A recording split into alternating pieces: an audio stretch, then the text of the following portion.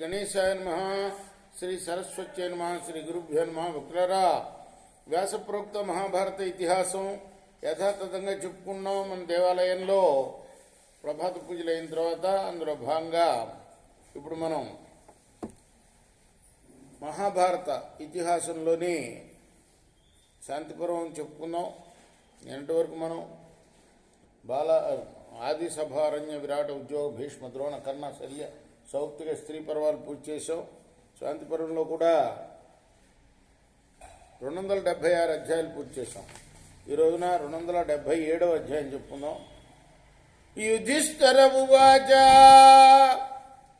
అతిక్రామతి కాలేస్మిన్ సర్వభూత భయావహే కిం శ్రేయ ప్రతిపద్యేత తన్మే బ్రూహి పితామహ.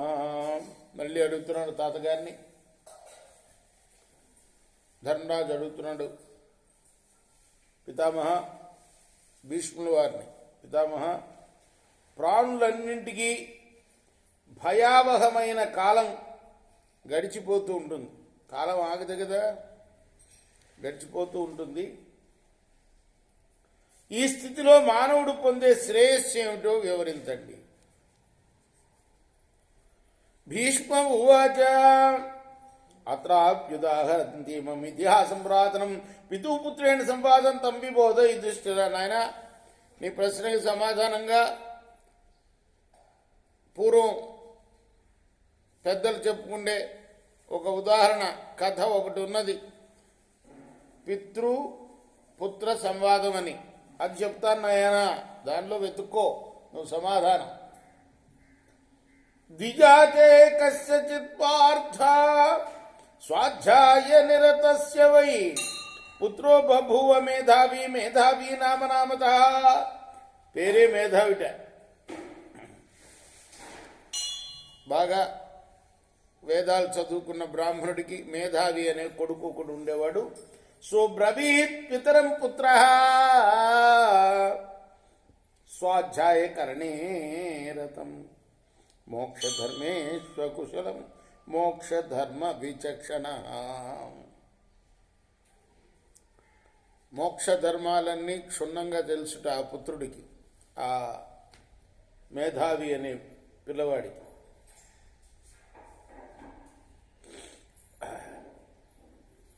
స్వాధ్యాయపరుడై అంటే రోజు వేదాలని అధ్యయనం చేయటం స్వాధ్యాయం అంటారు. అంతేగాని ఇప్పుడు మన వాళ్ళు చేసే స్వాధ్యాయం కాదు. స్వాధ్యాయం అని ఏదో చెప్తారు. స్వాధ్యాయం అంటే వేదాలను వల్లివేయటమే స్వాధ్యాయం. రోజు స్వాధ్యాయపరుడై వేదాలని వల్లిస్తూ, తండ్రికి మాత్రం కొడుక్కి తెలుసు, ఇదిగో నీ మనవడికి ఎలా అన్నీ తెలుసు. సునీత, ఆ పిల్లవాడికి అన్ని మోక్షధర్మం కూడా తెలుసురా, తండ్రికి తెలియదుట. అయితే అంటున్నాడు, పుత్ర ఉవాచ ధీరః కింసిత్తాత కుర్యాత్ ప్రజానన్ క్షిప్రం ధ్యాయుర్భృశ్యతే మానదవనాం పితస్తదాఖ్యాహి యథార్థయోగం మమానుపూర్వ్య ఏన ధర్మం చరేయం. తండ్రి, మానవుల ఆయు త్వరగా గడిచిపోతూ ఉంటుంది. ఇది తెలిసిన ధీరుడు ఏ ధర్మం ఆచరించాలి యథార్థంగా చెప్పండి, ఆ ధర్మాన్ని ఆచరిస్తాను. అధీత్య వేదాన్ బ్రహ్మచర్యేషు పుత్రానిచ్చేత్ పావనాయ పితॄణాం అగ్నినాథాయ విధవచ్చేస్తైజ్ఞ వనం ప్రవిఖ్యాత మునిర్భుభేషేత్. పుత్ర, బ్రాహ్మణుడు అనేవాడు బ్రహ్మచర్యాశ్రమంలో వేదాధ్యయనం చేయాలి. గృహస్థాశ్రమంలో బ్రహ్మచర్యంలో ఏం చేయాలి? వేదాధ్యయనం. గృహస్థాశ్రమంలో ఏం చేయాలి బ్రాహ్మణుడు? పితరులని ఉద్ధరించడానికి పుత్రుణ్ణి కనాలి. ఇక అంతేకాదు ప్రతిరోజు కూడా నిత్యాగ్నిహోత్రం చేయాలి. ఇక వానప్రస్థాశ్రమంలో ముని వృత్తితో గడపాలి. ముందుకు రా, అక్కడ చాలా చలిగాలి వస్తుంది, ముందుకు రండి.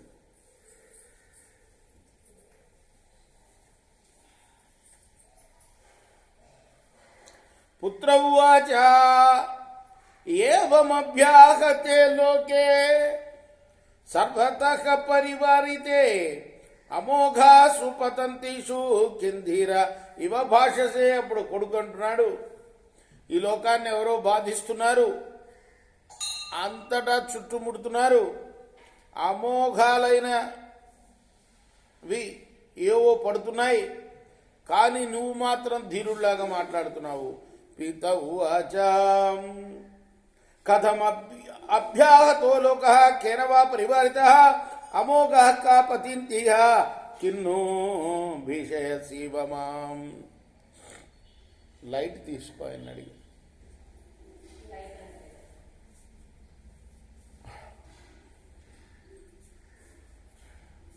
తండ్రి అన్నాడు, ఈ లోకం ఎలా బాధింపబడుతుంది, ఎవరి చేత చుట్టూ ముట్టబడింది, ఏవి మీద పడుతున్నాయి, నన్ను భయపెడుతున్నావా ఏంటి అని అడిగాడు. ఏవేవో పడుతున్నాయి అని కొడుకు అడుగుతున్నాడు. నాకేం కనపట్టలేదే, నన్ను భయపెట్టడానికి అంటున్నావా నువ్వు ఇట్లా అని తండ్రి అన్నాడు.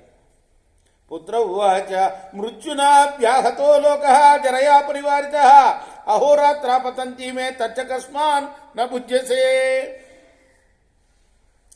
కొడుకన్నాడు, నాన్నగారు, ఈ లోకం మృత్యువు చేత బాధపడుతుందండి, ముసలితనంతో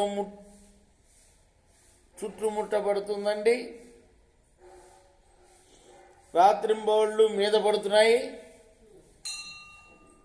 మీద ఏం పట్టలేదు, నువ్వు ఏంటి అంటున్నావు, మీద ఏం పడుతున్నాయి, రాత్రింబవళ్ళు. ఇది మీకెందుకు తెలియటం లేదు?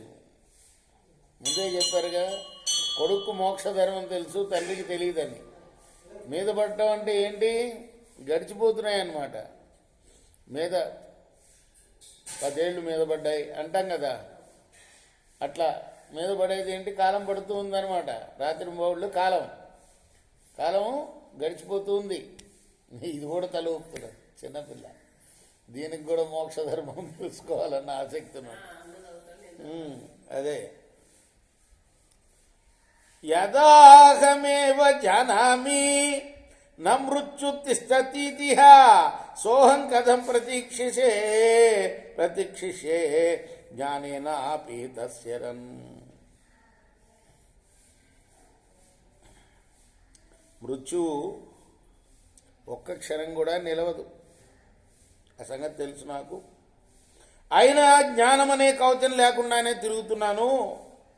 నేను శ్రేయస్సు కోసం క్షణమైనా ఎలా నిరీక్షిస్తాను? రాత్యాం వ్యతీతాయాం ఆయురల్పతరం యదా గాధోదకే మచ్చైవ సుఖం విందేత కస్తదా. ఒక్కొక్క రాత్రి గడిచే కొద్దీ ఆయువు తగ్గిపోతుంది.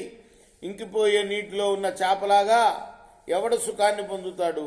పుష్పాణి విచిన్వంతం మన్యత్ర గత మానసం అనవాప్తేషు కామేషు మృత్యురభ్యేతి మానవం.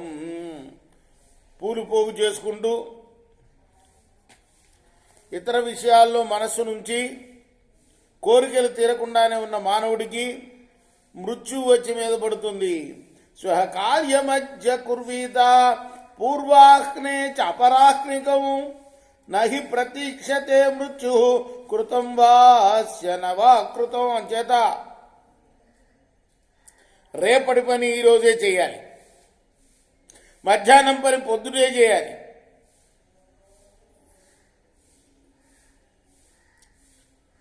అయ్యో వీడి పని పూర్తి కాలేదే అని మృత్యువేం ఆగదు కదా. మధ్యాహ్నం తీసుకెళ్ళాలంటే తీసుకెళ్ళిపోతుంది అది. అరే వీడి పని చేయలేదే, ఇంకా మధ్యాహ్నం చేయాల్సింది ఆగదు. కాబట్టి మధ్యాహ్నం పని పొద్దునే చేసే అంటున్నాడు. అర్థమైందా?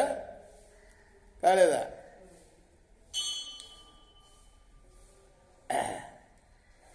ఆద్వైవ కుర్యశ్రేయ మాత్వాం కాలోచ్యకాన్మహాన్ కోహి జానాతి కస్యాద్య మృత్యుకాలో భవిష్యతి. మంచి అనుకుంటే వెంటనే పని చేసేయాలి. కాలం చాలా గొప్పది, అది నిన్ను అతిక్రమించరాదు. ఈరోజు ఎవరి మృత్యుకాలమో ఎవరికి తెలుసు? తెలియదు కదా. కాబట్టి వెంటనే ఇది మంచి పని అనుకుంటే వెంటనే చేసేయాలి. దాన్ని పోస్ట్పోన్ చేయకూడదు, రేపటికని కానీ ఎల్లుండికని. అర్థమైందా? అది అకృతస్యేవ కార్యేషు మృత్యుర్వై సంప్రకర్షతి యువైవ ధర్మశీల స్యాత్ అనిమిత్తం ఈ జీవితం. మన పనులు పూర్తి కాకుండానే మృత్యు తన వైపు మనల్ని లాక్కుపోతుంది. యవ్వనంలోనే ధర్మం ఆచరించాలి. జీవితానికి శకునాలు లేవు.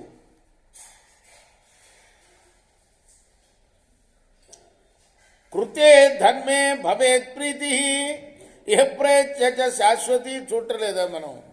ఏ ఉపద్రవం లేకుండానే సడన్గా వెళ్ళిపోతూ ఉంటాడు మనిషి కదా. ఒక క్షణంలోనే వెళ్ళిపోతాడు. చూస్తూ అయ్యో ఇప్పుడు దాకా బాగానే ఉన్నాడే కదా. అదే చెప్తున్నాడమ్మా.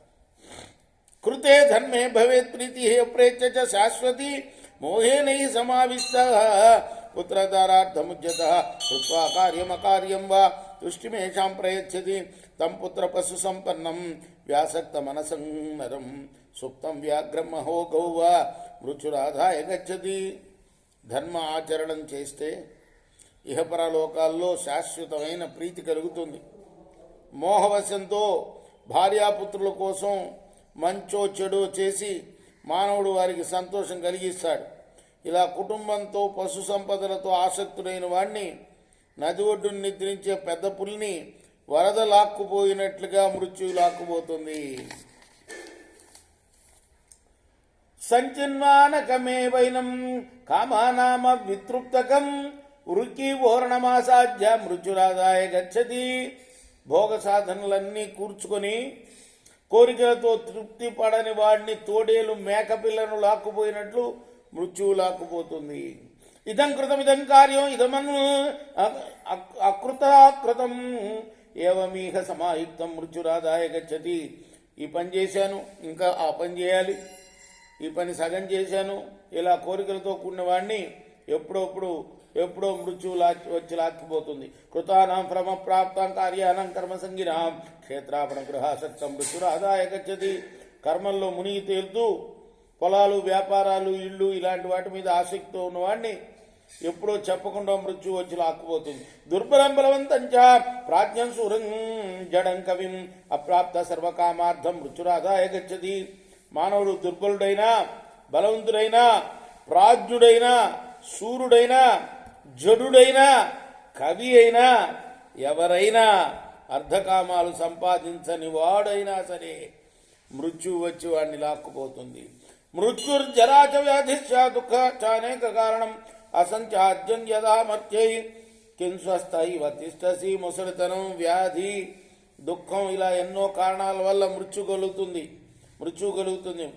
దీన్ని మనం విడిపించుకోలేము. కానీ నీవు నిశ్చింతగా ఎలా ఉండగలవు? జాతమేవాంత కోంతాయ జరా చాభ్యతి దేహినం అనుశక్తాద్వయేనైతే భావ స్థావర జంగమా. జీవుడు పుట్టగానే యముడు,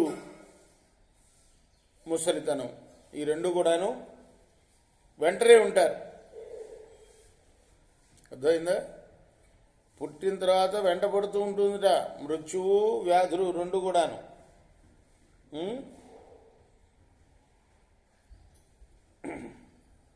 చరాచర ప్రాణులన్నింటికి జరా మరణాలు వెంటనంటి ఉంటాయి. చర అచర. చెట్టును చూస్తాం మనం, దానికి కూడా ఒక్కొక్క టైం ఉంటుంది. ఎంత టైం అంటే అంత టైమే బతుకుతుంది కదా. ఒక్కో చెట్టును వస్తాడు, ఎవడో కొట్టేస్తాడు, అయిపోయింది కదా. సడన్గా కొట్టేస్తాడు బాగున్నదాన్ని. అది అది అచర ప్రాణి, చరించలేని ప్రాణి. అంటే చలనం, మనలాగా కాళ్ళు లేవు. అలానే కాళ్ళు ఉన్న వాటికి కూడా అదే విధంగా జరుగుతుంది. ఏ నిమిషంలో మృత్యు వస్తుందో తెలియదు, ఎవడో చంపేస్తాడో తెలియదు. పగలంతా బాగానే ఉంటుంది, హాయిగా ఆభరణాలు వేస్తుంది తిరుగుతుంది. రాత్రి ఎవడో వస్తాడు, గొంతు పిసుకుతాడు, ఆభరణాలు లాక్కెళ్తాడు. ట్రైన్లో ప్రయాణిస్తూ ఉంటుంది, కిటికీ దగ్గర పడుకుంటుంది, ఇలా నిద్రపోతుంది. బయట నుంచి ఎవడో లాగేస్తాడు, ఆ మెడ కోసిపోతూ చచ్చిపోతుంది. ఇలా జరామరణాలనేవి అంటే యముడు, రెండోది ముసలితనం రెడీగా ఉంటాయి. ఎప్పుడు కూడా వెంటనంటే ఉంటాయి, వాళ్ళ వెంటే ఉంటాయి కదా. నా మృత్యుసేనా మాయాంతిం జాతు కశ్చిత్ ప్రభాదతే బలాత్ సత్యం మృతే త్వేకం సత్యే అమృతమాశ్రితం. ఎదుటికి వస్తున్న మృత్యువుని సత్యం తప్ప మరెవ్వరు కూడా అడ్డుకోలేరు. సత్యంలోనే అమృతం. అమృతం అంటే మృతం లేనిది అని అర్థమైందా. చావు లేనిది అమృతం అంటారు. మృత్యోర్మాం అమృతంగమయ. విన్నావు కదా మాట, విన్నారా? అసతోమా సద్గమయ, తమసోమా జ్యోతిర్గమయ, మృత్యోర్మాం అమృతంగమయ. కాబట్టి సత్యంలో అమృతం ప్రతిష్ఠింపబడి ఉంటుంది. కాబట్టి సత్యవాక్కు చాలా గొప్పది. అన్నిటికన్నా అన్ని వర్ణాల వాళ్ళు ఆచరించవలసింది సత్యమే. సత్యం వద ధర్మం చర, ఈ వేదవాక్యం. సత్యమే మాట్లాడాలి, ధర్మంగా చరించాలి, ధర్మంగా నడుచుకోవాలి. మాట మాట్లాడేది సత్యం ఉండాలి, అబద్ధం ఎప్పుడూ ఆడకూడదు. గాంధీ మహాత్ముడు చూశాం కదా, మహాత్ముడు అయ్యాడు అంటే ఆయన కారణం సత్యాగ్రాహి. ఆయన సత్యం పాటించేవాడు. ఆయనకి పేరే వచ్చేసింది సత్యాగ్రహం అని. ఆగ్రహం కూడా సత్యమే. ఎట్లా సత్యం? ఎవరిని బాధించకుండా తననే బాధించుకునేవాడు. అది అర్థమైందా? ఆగ్రహంలో కోపం వస్తే మనం ఏం చేస్తాం? ఎదురు వాళ్ళని తిడతాం. కానీ ఆయన ఏం చేసేవాడు? కోపం వస్తే, ప్రభుత్వం మీద కోపం వచ్చిందనుకో, ఆయన శిక్షించుకునేవాడు. అది సత్యాగ్రహం అంటే. అర్థమైందా? మామూలుగా ఏం చేస్తాము? ఆమరణ నిరాహార దీక్ష అంటారు. ఆయనకి సత్యాగ్రాహి అని పేరు వచ్చింది ఎందుకంటే దానికోసం. మృత్యోర్వాగ్రహమే తద్వై యాగ్రామే వసతో రతి దేవానామేష వైగోస్థ యదరణ్యమితి శృతి. గ్రామవాసం మీద ఆసక్తియే మృత్యు యొక్క నిలయం. యదరణ్యం అనే శృతిని అనుసరించి వానప్రస్థాశ్రమం దేవతల గోశాల వంటిది. నిబంధనీరజ్జుదే రేషాయ గ్రామే వసతో ప్రతి చిత్వైనం సుకృతో యాంతి నైనాంచిందంతి దుష్కృత. గ్రామవాసం మీద ఆసక్తియే మానవుడిని బంధించే తాడు. పుణ్యాత్ములు ఈ బంధనం ఛేదించుతారు, పాపులు మాత్రం తెంచలేరు. యోన హింసతి సత్వాని మనోవాక్ కర్మహేతుభి జీవితార్థ పనయరై ప్రాణిభిర్న సబధ్యతే. త్రికరణ శుద్ధిగా ఏ ప్రాణిని హింసించని వాడు ఇతర ప్రాణుల వల్ల వధ, బంధనం మొదలైన కష్టాలు పొందడు. ఏ ప్రాణిని అన్నారు ఇక్కడ, అర్థమైందా? ఏ ప్రాణిని ఒక మానవుడిని హింసించడం కాదు, హింసించకుండా ఉండటం కాదు. ఏ ప్రాణిని కూడా. చిన్నపిల్లలు ఏం చేస్తుంటారు? తూనీగలు అలా తిరుగుతుంటే పట్టుకొని వాటి రెక్కలు చీల్చి హింసిస్తూ ఉంటారు. అది తప్పు అనమాట. అట్లో కూడా ప్రాణం ఉంటుంది, చీమలో కూడా ప్రాణం ఉంటుంది. మనం నడిచిపోతుంటే కాలు కింద పడుతుంది అనుకుంటే పక్కరించిపోవాలి మనమే. కాబట్టి ఏ ప్రాణిని కూడాను హింసించని వాడు ఇతర ప్రాణుల వల్ల బాధను పొందడు. తస్మాత్ సత్యవ్రతాచార సత్యవ్రత పరాయణ సత్యకామ సమోదాంత సత్యైనైవాంతకం జయేత్. అంచేత సత్యవ్రతం ఆచరిస్తూ సత్యవ్రతమే పరమగతిగా భావించాలి, సత్యాన్ని ఆశించాలి, సర్వభూతాల్ని తాను తనతో సమంగా చూడాలి. ఇలా ఇంద్రియ నిగ్రహంతో సత్యంతో మృత్యువుని జయించాలి. వాళ్ళమ్మ రోజు చెప్తుండే ఈ రామాయణ భారత భాగవతాలు గాంధీ గారికి. ఇవన్నీ నరానికి ఎక్కి ఈ సత్యం అనే దాన్నే పట్టుకున్నాడు ఆయన. అన్నిటికన్నా సత్యం గొప్పది అని. అంచేత సత్యవ్రతం ఆచరిస్తూ అన్ని ప్రాణుల్లో తనను భావించాలి, నాలాంటివే అన్ని ప్రాణులు అని భావించాలి. ఇలా ఇంద్రియ నిగ్రహంతో సత్యంతో మృత్యువుని జయించాలి. అమృతం చేవు మృత్యుశ్చ ద్వయం దేహే ప్రతిష్ఠితం మృత్యురాపద్యతే మోహ సత్యేనాపద్యతే మృతం. అమృతము మృత్యువు రెండు కూడాను ఈ దేహంలోనే ఉన్నాయి. మోహం వల్ల మృత్యువు కలుగుతుంది, సత్యంతో అమృతం లభిస్తుంది. సోహం సత్యమహింసార్థి కామక్రోధ బహిష్కృత సమాశ్రిత్య సుఖం క్షేమి మృత్యుం హాస్యామ్య మృత్యువత్. అంచేత కామ క్రోధాల్ని వదిలి, అంటే కోరికని కోపాన్ని వదిలి అహింసను పాటిస్తాను, సత్యాన్ని ఆశ్రయించి క్షేమం సుఖం పొంది అమరుడిలాగా మృత్యువుని తరమేస్తాను. శాంతి యజ్ఞరతో దాంత బ్రహ్మయజ్ఞ స్థితో ముని వాంగ్మనః కర్మయజ్ఞశ్చ భవిష్యామ్యుదగాయనే. ఉత్తరాయణంలో శాంతి యజ్ఞాల్లో ఆసక్తితో ఇంద్రియ నిగ్రహం కలిగి బ్రహ్మయజ్ఞం చేస్తూ ఉంటా. జపస్వాధ్యాయ రూపాలైన వాగ్యజ్ఞాన్ని, ధ్యానరూప మనోయజ్ఞాన్ని, నిష్కామంగా కర్మయజ్ఞాన్ని చేస్తాను. పశుయజ్ఞై కథం హింసై మాదృశో ఎష్టుమర్హతి అంతవద్భిరుత ప్రాజ్ఞ క్షత్రయజ్ఞై పిశాచవత్. నా వంటి వాడు హింసాయుక్తములైన పశుయజ్ఞాలు ఎలా చేస్తాడు, పిశాచాల్లాగా నశ్వరాలైన క్షత్రియజ్ఞాలు ఎలా చేస్తాడు. ఆత్మన్యేవాత్మనా జాత ఆత్మనిష్టో ప్రజాపిత ఆత్మయజ్ఞో భవిష్యామి నమాం తారయతి ప్రజా. తండ్రి, నేను ఆత్మ ఎందే ఆత్మచేతనే పుట్టాను, ఆత్మలోనే ఉంటాను, నాకు సంతానం లేదు, ఆత్మయజ్ఞం చేస్తాను, సంతానం నన్ను గట్టెంకెచ్చదు, తరింపజేయదు. యస్య వాంగ్ మనసి శాతం సమ్యక్ ప్రణిహిత సదా తపశ్చాగస్య యోగస్య సతై సర్వమవాప్నుయాత్.